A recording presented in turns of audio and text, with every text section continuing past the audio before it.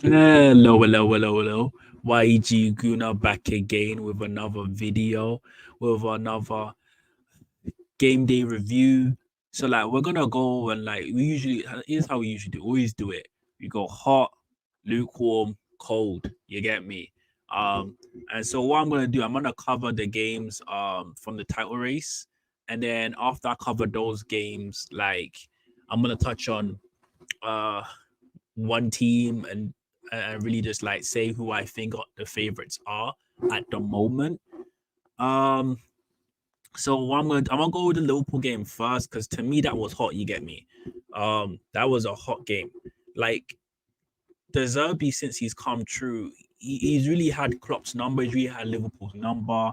He's beaten them 4 times, and then they're coming in where like Brighton's always been like a team where they've kind of been finicky with. It's kind of been a bowling team. They always take points off of them.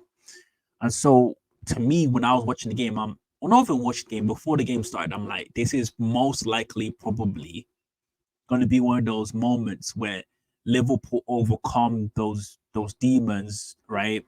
And right away when Welbeck scored, I was like, this might be 3-1. This is looking like how it's you've been looking for Liverpool throughout the whole season, where it's like they go down and then come back and it's 3-1. That's their favorite. That's their favorite score line. You get me this season. And so when Welbeck gives us that beautiful goal, right, like it was fast. You get me? Gave Liverpool enough time to recalibrate. And I this is my thing, yeah. With this game, it does show the quality of McAllister. It showed the quality um that he it showed the quality that he provides to this team. Uh, like going through, people were saying that Sabozalai was going to be the guy. Like early on, Sabozalai was the one people were talking about. Early on, people were kind of saying that like McAllister was 35 million. He could potentially be the sign of the season, but they were really talking more about Sabozalai and what Sabozalai brings to the team. And I feel like out of the two in the midfield, I feel that McAllister's really been the one that shined, and he is a potential or has the potential to be one of the signings of the season. And in terms of getting this game across the or over the line, we could only look to one person. Okay, there's lots of people out there that don't believe that wing. Like this is the thing, people nowadays like people with the internet and that like they only like to see the game with their eyes and see what's aesthetically pleasing. You get me? Okay. In my point of view, my like the way I look at the game, I've always seen that when you're a winger, when you're a striker, especially this day and age, your job is efficiency. Your job is to provide G and A. That's what you're supposed to do. You're supposed to provide the final product. You get me? Right? When you're a winger, when you're a striker, when you're a midfielder, the performance matters more than G and A. So a player like Salah for me is always going to be better than a player than like Hazard because he provides G and A. When the midfielders give him the balls in the correct positioning, he's gonna be the person to finalize everything. You get me, right? So midfielders, all the dribbling, the aesthetical passes, the nice footwork, press resistance, all of that stuff matters to me. But when it comes to wingers and strikers, to me, really what matters is you not the performance, but providing G&A. And that's what Salah did. He took a lot of shots. It took him a while to get it across the line, but he did it. And Luis Diaz, right? He's a person that in the City game he provided a lot of beautiful aesthetical play, but he didn't have anything in the final third. He redeemed himself this game where, like, this is the thing with the off with tenacity, positioning as well, and the little micro things people don't take into account when they're looking at wingers and strikers. Luis Diaz showed that he has tenacity. He showed that he has the ability to be inside the right position at the right time. So when I believe it was Lewis Dunk has basically made an attempt to play the ball, he shanked it, and it's gone through. Yes, Luis Diaz is an offside position, but because the defender made a play for the ball, he's onside. And like young players, like take like look at this and be like, yo, if you're a winger, if you're a striker, this is the type of things you need to be doing. Like sometimes you just float offside right? Just to see what happens. And Lewis is right position, right time. Does one of those shanky kicks, gets the ball inside the net. That's it. And what I got from this game is Liverpool, like the performance wasn't the greatest, but like the final third players, the players that are in it for the title, the players that are gonna make a difference, the X factors. McAllister, Salah, they come up and they stepped up. Those are the two players right now. When Trent comes back, he's going to be one of them. When Alisson comes back, he's going to be one of them. VVD included. Those are the guys for Liverpool that are going to push them forward. And so when I'm going to talk about the Arsenal and the City game, I got like this over here to give you a visual of what I saw. This game was garbage. It was rubbish. I was talking to one of my boys, right? He's a Liverpool fan. I was telling him like, yo, look, when I watch other teams, I watch them to be entertained. When I watch my team, I don't want to be entertained. I want you to give me results. We're at the Etihad. We're at home. This is when City had the ball. This is kind of the average position. This over here is Kovacic. As you can see, he's inside a center, like a defensive position. In my opinion, when on the ball, they had Kovacic way back over here as the person that would receive the ball and kind of recycle it and move it around. So Kovacic would recycle the ball, move it around, and look for the holes in this kind of position. And when we look at the Arsenal side, Odegaard most of the time was at the front, so he's the one leading the press. Havertz is over here, trying to break the lines between Rodri, Rico Lewis, trying to help out with KDB. But KDB's job was mainly Rice. Rice was on KDB. Anywhere KDB was, Rice was over there, just being a menace and pestering him. Jorginho was playing like in the lines, and so what you can see with Arsenal is we kind of have a 4-4-2. So we have kind of like a free bank, and what we basically popped the bus. We had three banks, with which what I saw. Havertz and Odegaard were the first bank, where Odegaard was the one that triggering the press on either side. Havertz was the one in between what I would say are the holding midfielders. Rico Lewis was a right back. He got substituted for Ake. But what they've done is, or what Pep did, he inverted Lewis so that Lewis could provide the pivot coverage for Rodri and be a link up to try and get the ball to KDB. And that's where Havertz came in, where he's trying to break these lines and work hard between these two so that they can't transition the ball to Foden and KDB, who created that kind of, like, I don't know, like these guys, like they kind of making this box shape. So I'm gonna move these out the way so you can see. They like creating this box shape so that when retaining the ball, you can pass between these boxes and distribute to the lines when it's free. But also when, let's say, for example, if Kai Havertz was interceptable, like this box shape, you see, it provides a lot of coverage that when these guys are breaking out breaking out right after receiving the ball, you've already got it covered. You have a triangle here covering these guys. If he was to try to make the pass, Rodri's over here trying to break the lines over there for Odegaard. So it's really hard for Arsenal to get out. And so this is where I'm going to touch on Arsenal's defensive success. Over here we have Haaland. Saliba and Gabriel were rotating on who's going to handle Haaland. And Haaland was really trying to hug this side, which means Gabriel was mostly on him.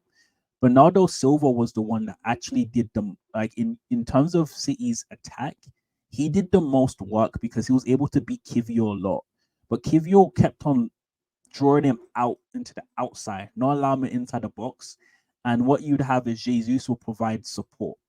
So, like, you have Kivio basically playing as a left back, but Jesus playing as a left wing back, right? And so it was really hard for them to do anything because Rice will cover KDB, and so you're having it where at all times, like, there's no space. The only time you get space is when you pass back to Rico Lewis.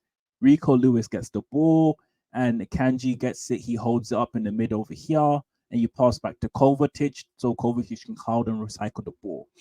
Now, this is where I'm gonna kind of stop my tactical breakdown on this last bit over here, because a lot of people are saying Arsenal parked the bus and we did nothing in terms of attacking or pressing. this guy here, Kovacic, he was the press trigger. Kovacic, a lot of the time, there was one scenario where he's tried to pass the ball to Ortega. Odegaard intercepted it. A lot of the time, Kovacic had the ball. Saka would come in to tackle him. Odegaard would come in to tackle him. And like I said before, Kai Havertz was trying to break the lines. A time Kai Havertz broke the line and took the interception. Took an interception to provide a break. It's just like Jesus is like all this ground you're covering. If you don't have the pace, when you get to the final third, you're going to be leggy, right? And this is the issue we had with this game, right? Even though Odegaard had success pressuring Kovacic, which led to one of our opportunities, we had 3 big opportunities. City had 1, which was off a corner. The problem we were too deep. So if Rice got the ball, he can't break lines. He's not Thomas Partey. He's not Odegaard. When Odegaard got the ball, he was kind of isolated. So that was the problem we had. And City's problem is that KDB just got wore out by Rice, just on him all the time. Foden did nothing. I think the key factors here, I'm going to isolate these 2 players. These 2 players had the worst performance. They're the ones that should have been the X factors, and they did nothing. And when it comes down to it, the best player on the day was Saliba for Arsenal.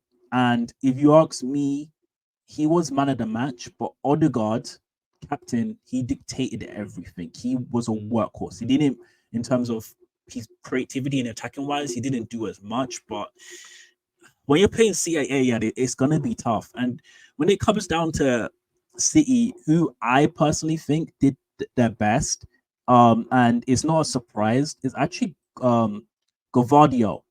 He played his best game in a Manchester City shirt, but the reason why he played the best game in the Manchester City shirt is because we let him have the ball. He's the only player that went up here whether we backed down and allowed him to do anything in cross. Everyone else, we didn't allow them to do stuff. For example, KDB got some balls out wide, but they'll deeper over here and he crossed deeper here. We allowed him to do that because Haaland was just getting like sandwiched by these 2. And even Kivio at times when the ball's coming in would be in that position over here and Jesus would just be covering Silva. And so you're seeing that Arsenal are really, really deep and we're basically doing a 4-4-2 out of possession. Okay. And so that's what I got out of the game. And overall, like what I saw from that game doesn't give me any indication that City are out of the title race. But in my personal opinion, the like I've been saying this, like it's Liverpool's to lose. At this point in time, it's Liverpool's to lose.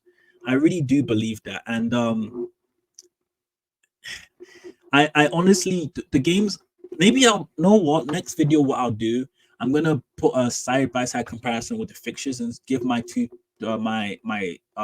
2 cents in on who I believe or where I believe points will be dropped.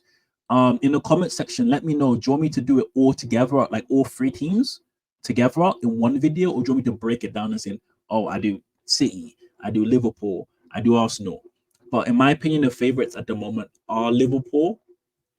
Arsenal, in my opinion, have the tougher run-in because I keep hearing people say that like Liverpool have to go play Man United, they have to go play Everton, right? And I do agree those are tough games, right? That Merseyside derby is a derby. Manchester United versus Liverpool is a derby, biggest game in English football. But what we're failing to understand is that Arsenal versus United is a rivalry still, and we're going to Old Trafford as well. We're playing Spurs, that is a rivalry as well. We are also playing Villa. We're also playing Brighton away. Villa's home, obviously, so we have advantage, but we do have a lot more tough games. But that's what I got for him. I got Liverpool favorites, and I'm really enjoying this title race. This is going to be the best title race ever. And like this week, I'm not going to touch on West London Blue Cowboys. I'm not going to touch on Tottenham Fried Chicken. I'm going to leave it be, you get me? Like, maybe I'll just do 3 teams every week nowadays, man, because like obviously this game was dead, but like I really found it intriguing, like the way that we basically play Simeone ball. And before I let y'all go, I just want y'all to know that, like, in my personal opinion, that point was good for Arsenal. It was not good for City, and I really do believe like this is a turning point for City because people say that they're supposed to turn it on in March. That's what they still know. In the start of the year, they said January they turn it on. They didn't turn it on. They said February they'll turn it on. They didn't turn it on. They said March they'll turn it on. Okay. The performances have not come. Now it's April and they like they're not. I don't feel like there's turbos on them. Or correct me if I'm wrong. In the comment section, tell me. Correct me if I'm wrong. Like, are there turbos on them? Right. We're in the business end. Like and subscribe, please. And if you like the content, please let me know. You get me? Say you like it. Say you don't like it. Tell me what I need to do to improve. It's YEG, Gooner. You feel me? And with a